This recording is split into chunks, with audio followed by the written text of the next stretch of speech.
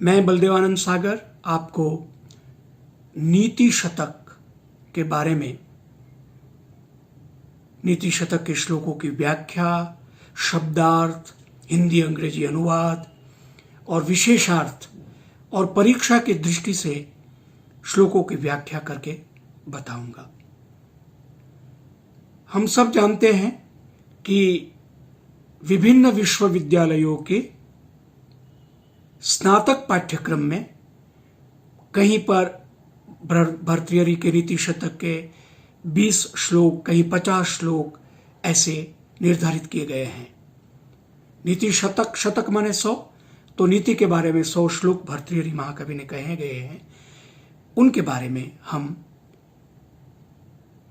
विशेष रूप से परीक्षा की दृष्टि से तैयारी करेंगे और पढ़ेंगे।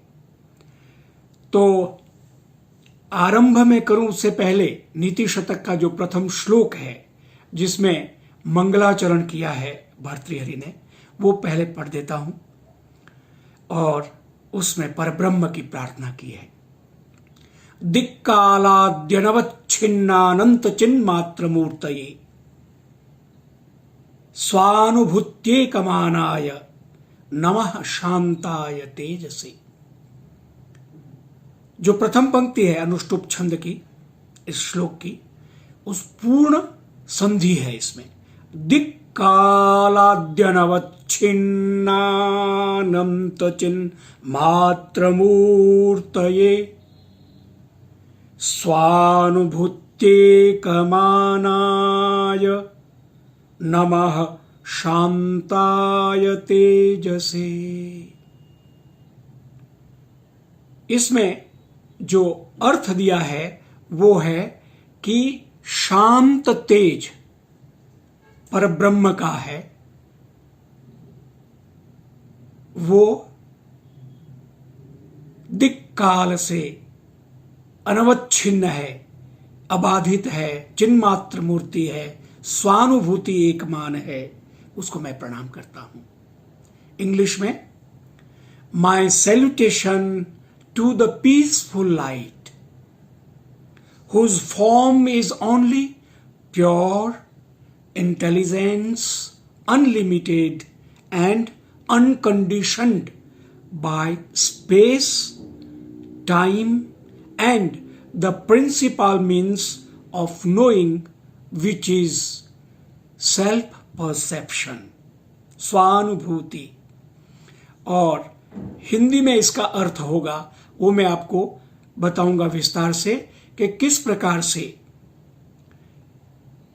दिक् काल आदि से अनवच्छिन्न चिन्मात्र मूर्ति ब्रह्म को प्रणाम करते हैं महाकवि भर्तृहरि।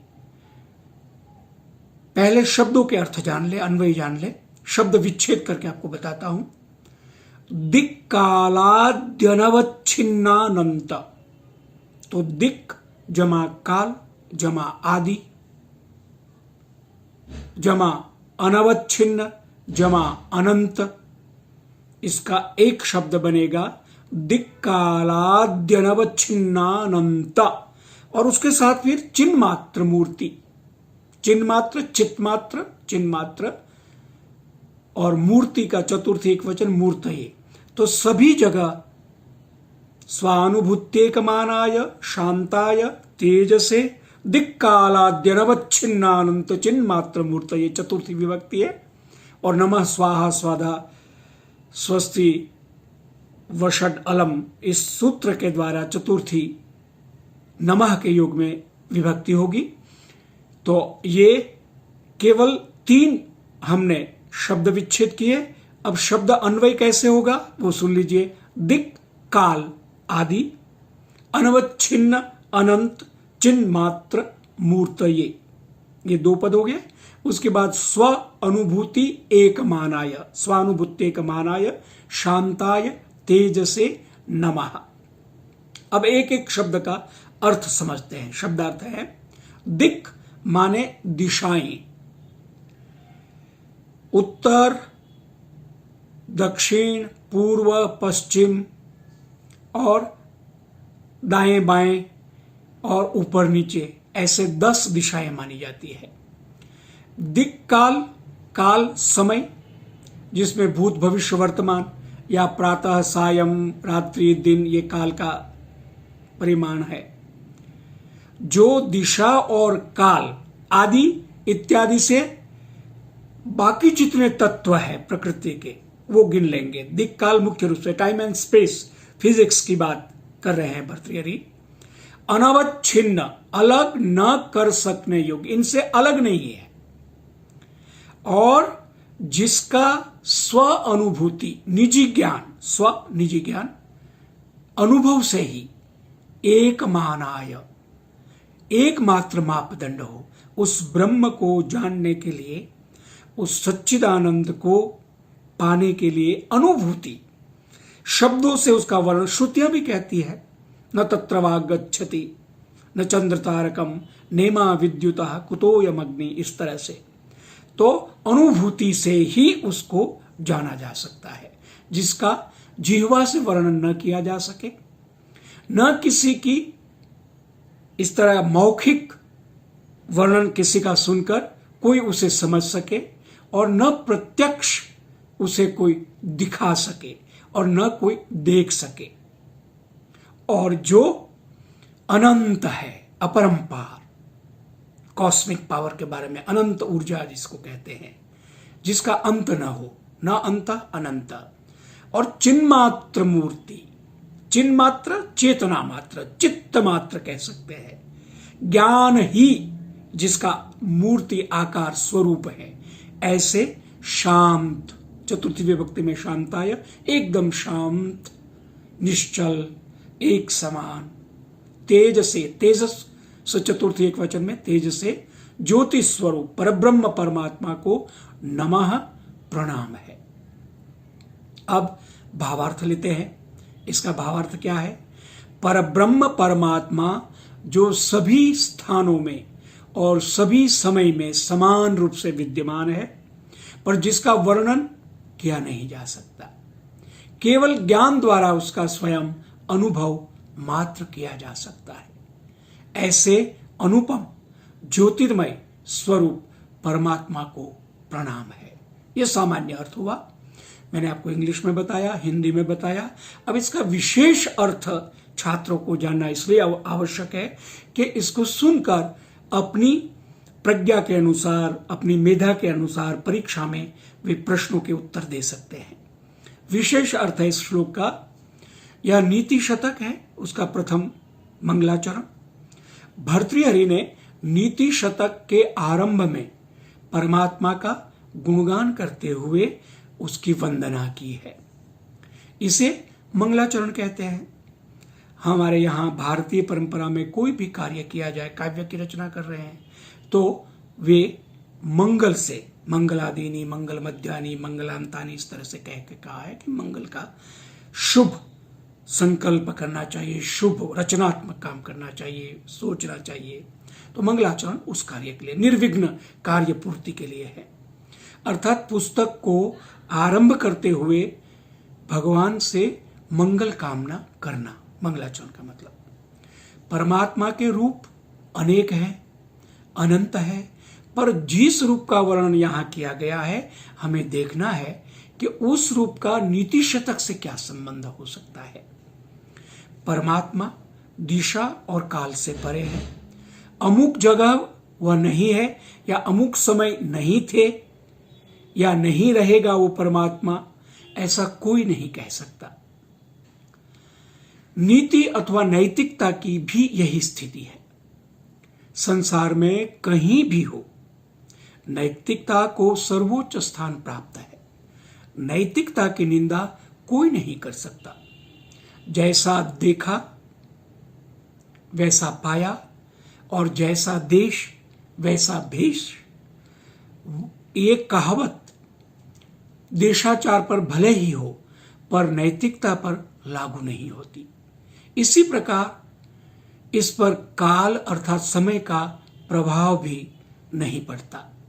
नैतिकता का जो मापदंड कल था, आज भी वही है और आगे भी वही रहेगा।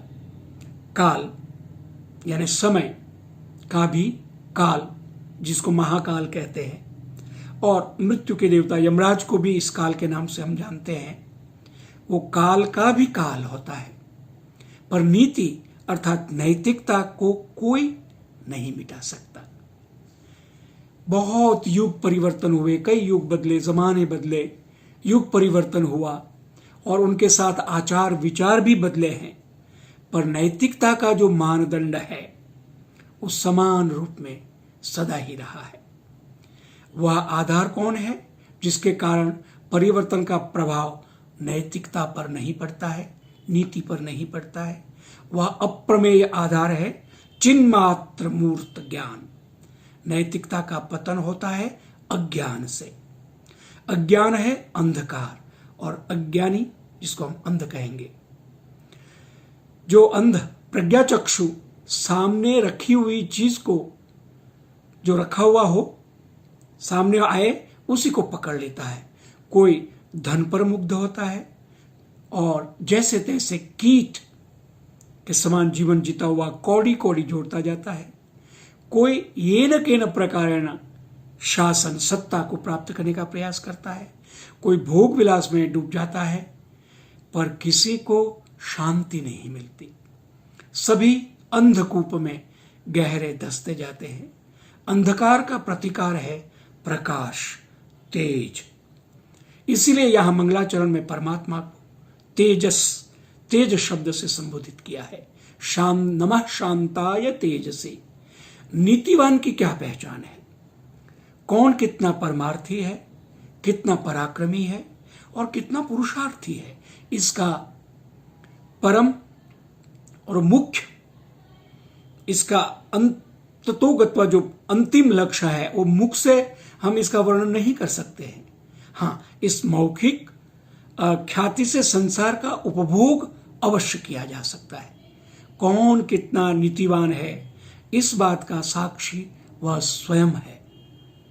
बाहर से देखने वालों के लिए भले ही कोई बहुत भला आदमी दिखाई दे, पर उस भले कहे जाने वाले व्यक्ति के हृदय में क्या क्या भरा है, उसे बाहर का भोला समाज क्या जाने। इसके विपरीत जो दिल का भला है, उसे इस बात की चिंता नहीं होती कि दूसरे लोग क्या कहते हैं। उसके मन को शांति मिलती है, यही उसके लिए पर्याप्त है। ऐसे शांत व्यक्ति के चारों ओर तेज पुंज सा पैदा हो जाना स्वाभाविक है। शांताय तेज से लोगों की आंखें उस तेज पुंज को देख सके या न देख सके, ऐसे पुरुष के प्रति लोग बरबस आकृष्ट हो ही जाते हैं। इस प्रकार भर्तृहरि ने नीति शतक के मंगलाचरण में परमात्मा को प्रणाम करते हुए मानव जीवन में नैतिकता के स्थान को निर्धारित किया है। दूसरे शब्दों में नैतिकता का पालन परमात्मा की पूजा है और नीतिवान मानव के रूप में मूर्तिमान भगवान। कोई परमात्मा को माने या न माने, मंगलाचरण व्यष्टि तथा समष्टि दोनों के लिए मंगलकारी है। तो इस प्रकार से हमने नीति शतक का मंगलाचरण देखा।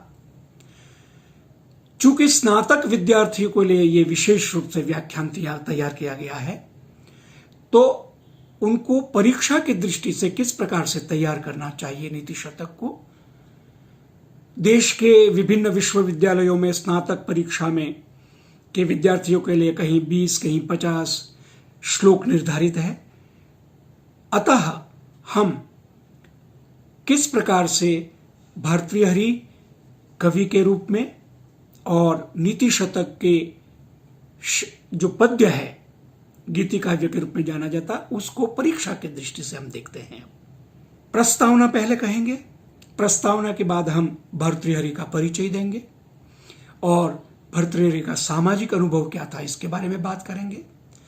3 शतक है, श्रृंगार और वैराग्य, उसकी तो बात विस्तार से नहीं करेंगे। मुख्य रूप से नीति शतक की बात करके हम नीति शतक का प्रतिपाद्य विषय क्या है इसकी चर्चा करेंगे, सारांश कहेंगे, शब्दावली के बारे में कुछ उपयोगी पुस्तकों का भी संदर्भ मैं आपको दूंगा जिससे कि आप परीक्षा की दृष्टि से इसको तैयार कर सकें, और कुछ अभ्यास प्रश्नों और उनके उत्तर आपके सामने रखूंगा।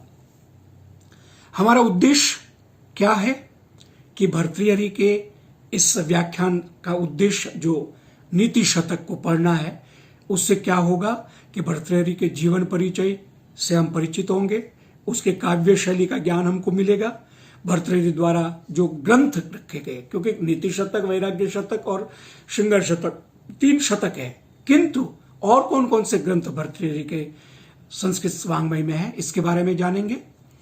और नीति शतक का प्रतिपाद्य क्या है, इसके बारे में विस्तार से चर्चा करेंगे, क्योंकि ये नीति शतक व्याख्यान 1 भाग 1 है।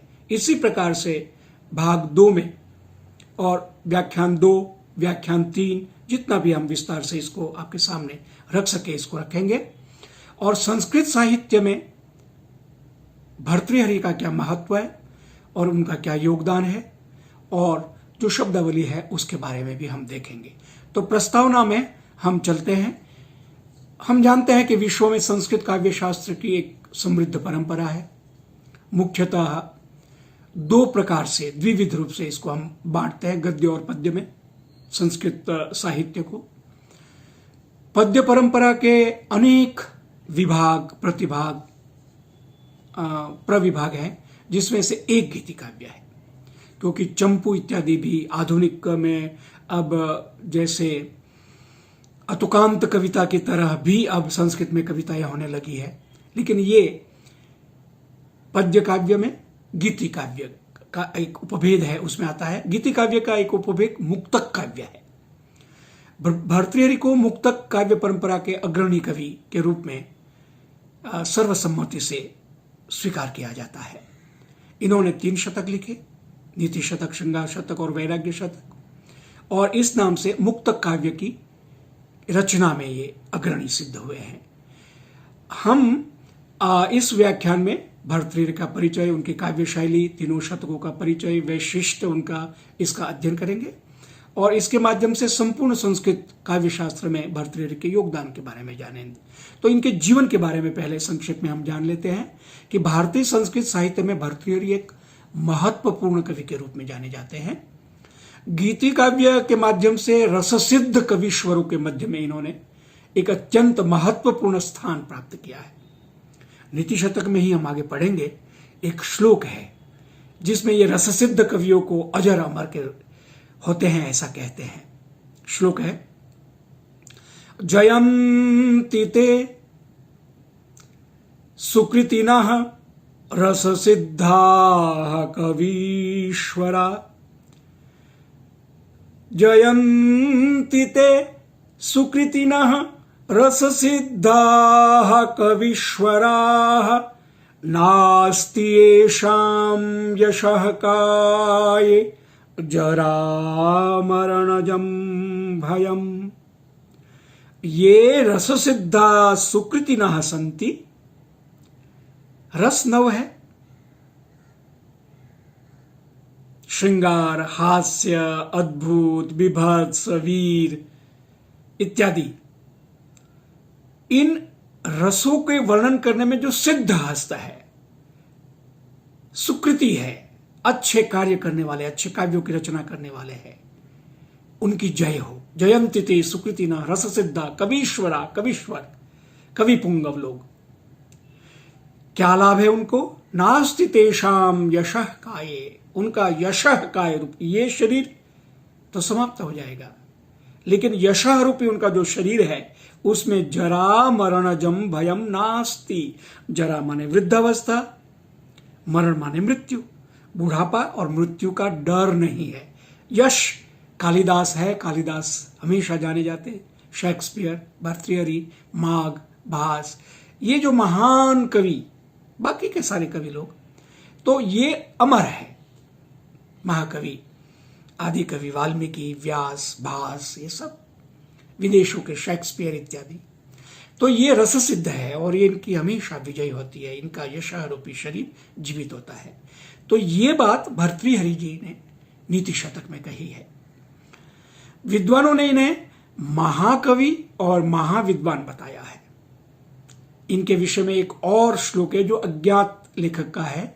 श्लोक इस प्रकार है, महांतः कवयः सन्तु महान्तः कवयः सन्तु महान्तः पंडितास्तथा।